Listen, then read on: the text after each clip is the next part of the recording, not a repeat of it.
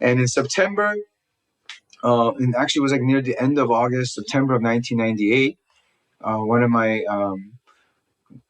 brothers, friends, if I can call him that even, that I used to get high with every day, he ended up, introducing me to a weed that was supposed to be really good. So we smoked it, and it felt so different. I just did not feel like myself.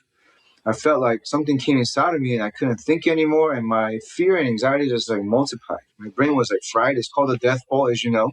So this death ball is street language for drugs that are, filled with heroin, cocaine, and PCP. So it's laced.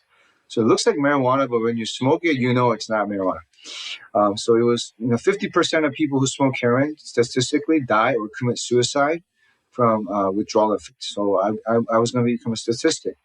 Most of my friends in that scene are still homeless or like jobless, or they got deported or they died. People that smoke that stuff. That's how dangerous it is. So for me, I'm lucky to be alive in front of you. I'm so blessed. But I didn't know how dangerous it was. So for 10 days, I stayed up, Brother Gabe. I was up for 240 straight hours.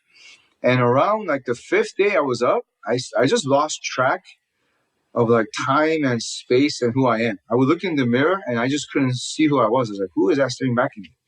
I told my mom, I was like, Mom, I think I'm dying. And she goes, yeah, you look so different. Like you can't talk. I didn't get 1 second of sleep. So I was up for 240 straight hours. During this time, my mom goes, you know what? The gods are mad. We need to pray more to Buddha. I was like, you're right. So we got on our knees. We prayed more to Buddha. And I kid you not, I lifted Poltergeist, the movie, where cups started falling in our bathroom. We bought a little Buddhist picture thing and we put it on the wall. It's supposed to bring blessings. This piece of paper is a piece of paper, okay? It's making metallic noises like, ta, ta, ta, ta, ta, ta, ta. Me and Mom were like, because we're just scared, and cups are falling. So we were like, the gods are mad. And then we were just so freaked out, so hopeless. So I called the monks in Korea. I was like, I need some spiritual guidance. And when I called them, they said they're doing a silent prayer and they cannot help me. It was like the worst timing. I was like, you guys never do silent prayer. They're like, well, we are now and we can't help you. They just hung the phone up. I was like, oh God, who do I talk to? 7th day comes along. 8th day comes along. I'm just so fried. And I just knew I was going to die. The spirit of death came over. I would even call it demon possession, Gabe, because many people kill themselves. I think it's spiritual. I think there's a spiritual aspect to it because, the devil came to me, but he didn't come to me with pitchforks and horns. He came to me as an Asian grandpa. And he comes to me and says, Steve, I know you're suffering. I was like, oh my gosh, this thing's talking to me. And I go, yes, God, what do I do? And he's like, well, if you kill yourself, offer your body as a living sacrifice, I will give you 50,000 less years of hell. And I said, man, that's a great deal.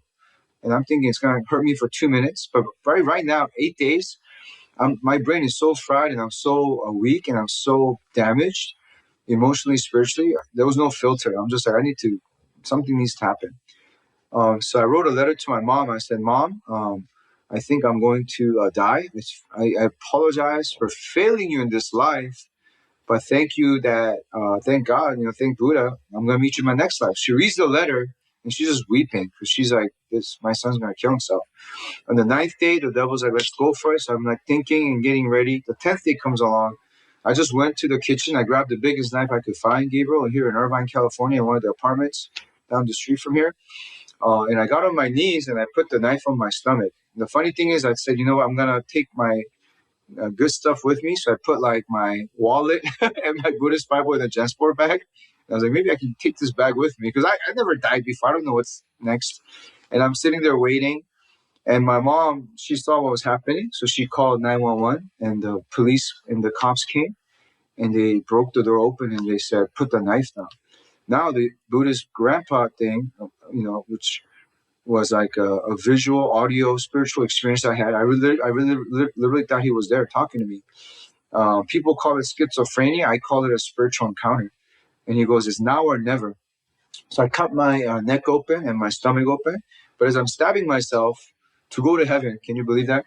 In America, 50 souls commit suicide every day. In South Korea, 60. So between the two countries, we got 100 people committing and successfully doing suicide every day. So I was going to become a statistic.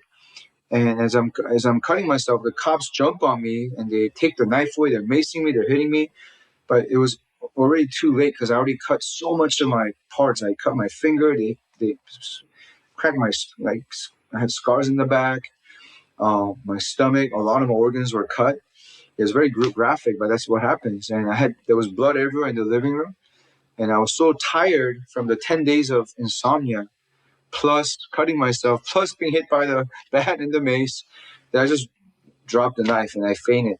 While I'm fainting, they throw me on the stretcher. I'm being carried to UC Irvine Medical Center in the emergency ambulance.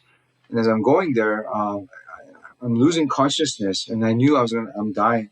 So I had an OBE, what's called an out-of-body experience. So I'm like, how come I'm here but there? And I was going from eternity back to the normal world, just back and forth. And I was so scared because I was like, where's the grandpa? Because I thought he was going to take me to heaven, somewhere better. But it got worse. Like the feelings of terror, anxiety, and fear and guilt just got worse and worse. I was like, uh-oh, I think I'm heading the wrong way. So when I left my body, I'm not going up like I expected. I started sinking. And I'm like, that's strange, I offered my body. So I was going to ask the spirit, hey, what's going on? But he's nowhere to be seen. The grandpa's, he ditched me. So I'm sinking. And as I'm sinking, I knew I was heading towards a bad place. And what felt like, 4 or 5 minutes, I land and there's a huge thud. Boom, huge thud. And I look around, Brother Gabriel, and now I know I'm in the biblical hell, which I don't believe in. So I don't even believe in hell. I never went to church my whole life. I just thought Christianity and Jesus was a bunch of hoax and stories made up by Western people to control Asia. I don't know. But I thought Buddhism was the way. It's like the Korean religion. I got to be loyal to my culture, my roots. But here I am in hell, knowing I'm in hell and looking around and discovering I'm not alone. So not only was I in hell, I was surrounded by people just like me. And so, yeah, that was my visit to hell when I was there. The scary part is, in the Bible, it talks about like Sheol, where, we go there before, there's an eternal judgment. So I believe it was Sheol, but I look around and there was no light there. It was so dark, and the pain that I had in my spirit, in my body, emotionally, spiritually, and physically, it just got worse and worse. And I look up and there's no sunlight. I look to the left and to the right, there are people everywhere. I look to the bottom, there are no plants, just rocks, and there's just like a purplish sand, and I'm like, this place is horrible. And I look around and there's demonic looking beings like walking around, and you kind of even look like human, but they had capes on and like little tridents or whatever, so like weapons, and I knew they were in charge of this place for the time being. And I looked to the left and there's like cells everywhere, and I knew I was gonna go in there and get tortured. And for the first time in my life, I supernaturally and spiritually became aware that I'm a wicked person, that I'm actually deserving to be here. I just accepted it. Not only that, I knew that I was going to be here forever. So that two revelations just came to me, which I thought was very strange. And I knew I'm never leaving this place. So I experienced eternal separation from God in life. And for some reason, God has me back here alive. This happened 27 years ago, 28 years ago. But I'm now here telling the whole world about it. And then it's what the Bible calls hell. So yeah, that was my encounter. About this exactly, because you talked about pain and in the testimonies of people that go to hell, they obviously talk about pain. And I think people have an idea of what kind of pain it might be in hell. But I want to ask you specifically, what was the most painful thing about it? I think the most painful, wow, that's crazy. Because I think, on earth we have, like, sunlight comes up. If you have a headache, you can take Advil, right? Or go to sleep. Or if you're hungry, take a meal. If you're thirsty, drink water. When I was in hell, there was no relief. What I mean by that is this state of separation from what the Bible calls separation from God, I experienced for me, it was like the worst intellectual, spiritual pain ever. Physically, it was hard too, because I was already physically in a lot of pain on earth for the 10 days leading up to it. But it was so hard to be there and to know that I'm never getting out. I think that was the worst pain ever. Like, I'm going to be here forever. I just supernaturally knew, just like the Word of God says, I'm going to be in this place called hell or Sheol, Gehenna, forever and ever. So that was the worst part. Like, I knew I was gonna, it was a done deal. So for me, it was a very psychologically painful, like more than the physical pain. I just remember the guilt and the hopelessness I felt. Like, man, this sucks. Like this, I made a mistake. Actually, why am I'm here? I deserve to be here, but it's not good. And I wasn't alone, brother. But I felt so alone, even though it was crowded with people like sand. I just felt like I was the only person there, which also sucked. So I felt lonely. I felt hopeless. I felt despair and guilt. And the anxiety was really bad too. I felt so anxious and fearful, like nothing's right. Because